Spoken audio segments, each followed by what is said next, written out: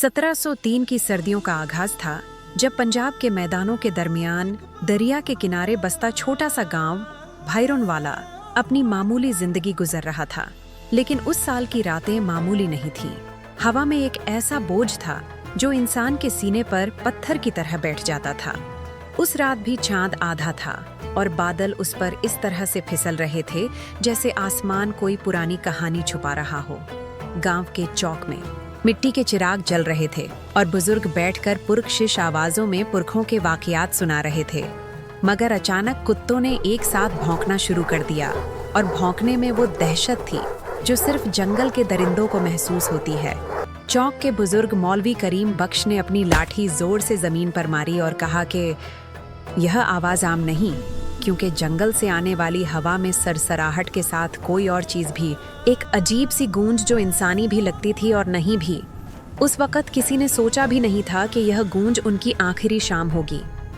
गांव के मर्द अपने घरों को लौट गए, औरतों ने बच्चों को सीने से लगाया और हर दहलीज पर लकड़ी के दरवाजे अंदर से बंद कर दिए गए।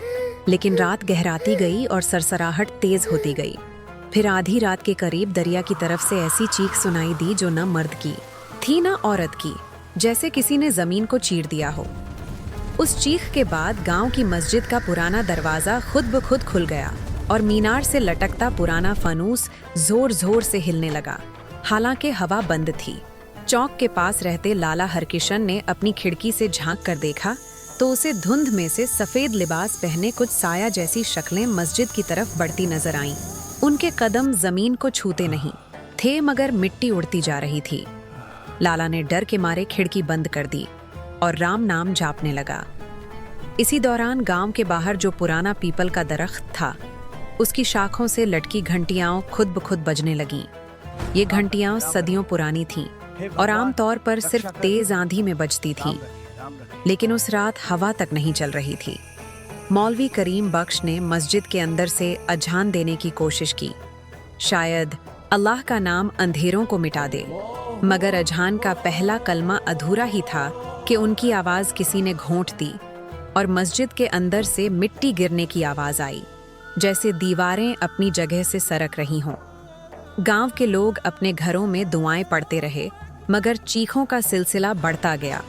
हर घर के बाहर से कदम की आहट आती, फिर खामोशी छा जाती और फिर एक हल्की सी थपथप जैसे कोई दरवाजे पर उंगलियों से दस्तक दे रहा हो।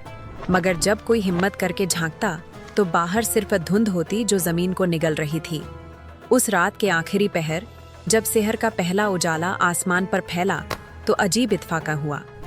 मुर्गों ने बांग न दी, गायों ने रोर न किया, और बच्चों की रूहानी हंसी जो हर सुबह गलियों में गूंजती थी, वह भी गायब थी। जब सूरज पूरी तरह निकला और पास के कस्बे के दो ताजिर अनाज खरीदने भैरोनवाला पहुंचे, तो उन्होंने देखा कि गांव बिल्कुल खामोश है। दरवाजे खुले हैं, मगर अंदर कोई नहीं।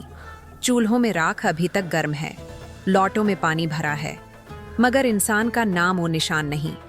मस्जिद के अंदर सिर्फ मौलवी करीम बख्श की लाठी जमीन पर पड़ी थी और मीनार का फनूस टूटकर फर्श पर गिरा हुआ था, और पीपल के दरख्त के नीचे मिट्टी पर घसीटने के निशान थे जो दरिया की तरफ जाते थे, मगर दरिया के किनारे पहुंचकर अचानक गायब हो जाते थे, जैसे जमीन ने सबको निगल लिया हो। ताजिरों ने कस्बे जाकर खबर दी कि भैरोनवाला एक रात में उजाड़ गया, मगर किसी ने उनकी बात पर यकीन नहीं किया, क्योंकि कैसे मुमकिन है कि 100 से ज्यादा लोग, मर्द, औरतें, बच्चे और बुजुर्ग, सब के सब एक ही रात में बिना निशान छोड़े गायब हो जाएं। लेकिन जब लोगों का जत्था वहां पहुंचा तो उन्होंने वही मंजर देखा। आधे बने हुए खाने, खुली संदूक और जमीन पर गिरे हुए तावीज, और हवा में अभी भी वही बोझ, वही गूंज जो सीने को जकड़ लेती थी। उस दिन के बाद से भैरोनवाला का नाम लोगों ने लेना छोड़ दिया और उस जगह को बददैवा याफ्ता समझकर दूर रहने लगे। लेकिन असल राज क्या था, यह सिर्फ वह रात जानती थी, और शायद दरिया का पानी जो उस सुबह से थोड़ा स्याह नजर आने लगा था, जैसे उसने कोई ऐसा मंजर देखा हो जो इंसानी जुबान बयान न कर सके।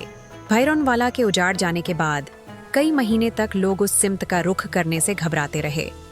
लेकिन 1704 के बहार के मौसम में जब फसल का वक्त आया और दरिया का पानी कम हुआ, तो करीबी कस्बे के चौधरी, सिपाही और 2 फकीर उस गांव का राज मालूम करने के लिए वहां पहुंचे, क्योंकि जमीन झरखेज थी और उसे यूं सुनसान छोड़ देना नामुनासिब समझा जा रहा था। जब वह लोग गांव के अंदर दाखिल हुए तो उन्होंने देखा कि घरों की दीवारों पर अजीब निशान बने हुए हैं। मिट्टी पर कोयले से खींचे गए दायर और उन दायरों के अंदर पुराने अशार जैसे लफ्ज़ जो किसी अजनबी ज़बान में थे। और मस्जिद की दीवार पर एक गहरा खरोंच था जो मीनार तक जाता था, जैसे किसी ने लोहे की नाखून से पत्थर को चीरा हो। 2 फकीरों में से एक, जिसका नाम शाह दौलात था, पीपल के दरख्त के नीचे बैठ गया और आंखें बंद करके दम करने लगा। लेकिन चंद ही लम्हों बाद उसका चेहरा जर्द पड़ गया और उसने कहा कि इस जमीन पर कोई कदीम कसम तोड़ी गई है, कोई अहद जो सदियों पहले बांधा गया था, और उसकी खिलाफबाजी ने इस गांव को मिट्टी में मिला दिया। चौधरी ने उसे डांट कर कहा कि अंधविश्वास छोड़ो और असल सबब ढूंढो। मगर जब वह लोग दरिया के किनारे पहुंचे तो उन्होंने देखा कि मिट्टी पर घसीटने के निशान फिर से उभर आए हैं, बिल्कुल नए, जैसे कल ही किसी को घसीटा गया हो। और पानी की सतह पर हल्की सी स्याही फिर से तैर रही थी।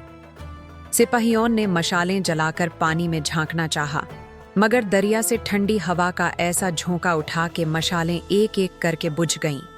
और उसी अंधेरे में उन्होंने वही गूंज सुनी जो पहले ताजिरों ने बयान की थी, एक लंबी बेनाम सी आह जो इंसानी भी थी और नहीं भी। शाह दौलात ने धीमी आवाज में बताया कि 1698 में इसी जगह पर एक पुराना मकबरा था जिसे गांव वालों ने खेतों के लिए गिरा दिया था।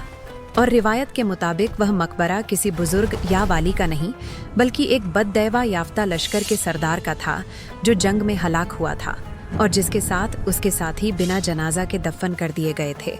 और उस मकबरे को छेड़ना मना था, मगर जरखेज मिट्टी के लालच में उसे मिटा दिया गया। यह सुनकर चौधरी ने हंसने की कोशिश की, मगर उसकी हंसी खुद उसके गले में अटक गई जब मस्जिद की मीनार से पत्थर टूटकर जमीन पर गिरा। हालांकि कोई हवा या झलझला न था। उस रात वह लोग गांव में ही ठहरे ताकि सुबह तक तहकीकात मुकम्मल कर सकें। मगर जैसे ही अंधेरा छाया, हर घर की दहलीज पर फिर से वही हल्की सी थप-थप गूंजने लगी। और इस बार उन सिपाहियों ने अपनी तलवारें निकालकर दरवाजा खोला, मगर बाहर सिर्फ धुंध थी जो धीरे धीरे इंसानी शक्ल इख्तियार करती नजर आई। सफेद लिबास, खाली चेहरे और कदम जो जमीन को छूते बगैर आगे बढ़ रहे थे। एक सिपाही ने हिम्मत करके तलवार चलाई, मगर तलवार हवा को चीरती हुई गुजरी और उसके हाथ से गिर गई। और अगले ही लम्हे वह सिपाही चीखता हुआ अंधेरे में खींच लिया गया। उसकी चीख देर तक गूंजती रही और फिर अचानक बंद हो गई। चौधरी और दूसरा सिपाही मस्जिद की तरफ भागे, मगर वहां पहुंचकर देखा कि शाह दौलात सजदे की हालत में जम चुका है। उसकी आंखें खुली हैं, मगर जिस्म पत्थर की तरह सख्त, जैसे रूह निकल चुकी हो। रात भर गूंज, कदम की आहट और थप-थप चलती रही। और जब सुबह का उजाला फैला तो गांव फिर से बिल्कुल खामोश था। लेकिन इस मर्तबा सिर्फ भैरोनवाला के पुराने रहने वाले ही नहीं, बल्कि तहकीकात के लिए आने वाले लोग भी गायब थे। कस्बे वालों ने दूर से देखा कि गांव के ऊपर कावों का झुंड मंडला रहा है, मगर कोई अंदर जाने की हिम्मत न कर सका। और धीरे धीरे भैरोनवाला का नाम नक्शों से मिटा दिया गया। खेतों को जंगल ने निगल लिया और दरिया ने अपना रुख थोड़ा बदल लिया, जैसे वह उस जगह को ढूंढना चाहता हो। सदियां गुजर गईं, मगर रात के आखिरी पहर जब चांद आधा होता है और हवा बंद होती है तो कहते हैं कि उस मैदान से अब भी थप-थप की आवाज आती है, जैसे कोई दहलीज पर दस्तक दे रहा हो। और अगर कोई जवान बेदर होकर वहां कदम रखे तो मिट्टी पर घसीटने के निशान दरिया की तरफ जाते नजर आते हैं, मगर पानी तक पहुंचकर गायब हो जाते हैं। बिल्कुल उसी तरह जैसे 1703 की उस बदनसीब रात को पूरा गांव गायब हो गया था। और ये राज आज तक जमीन, दरिया और अंधेरी रात के दरमियान दफन है। अगर आपको भी लगता है कि भैरोनवाला का राज सिर्फ बद्दुआ नहीं था और आप महसूस करना चाहते हैं कि वो हल्की सी थप-थप कौन छोड़ रहा था, तो वीडियो को लाइक और शेयर करें। अगर आपकी हिम्मत है तो कमेंट में बताएं कि आप खुद उस पुराने गांव में होते तो क्या करते, और चैनल को सब्सक्राइब कर लें। क्योंकि हर रात एक नई कहानी इंतजार कर रही होती है, जो सिर्फ सुनी नहीं जाती, महसूस की जाती है।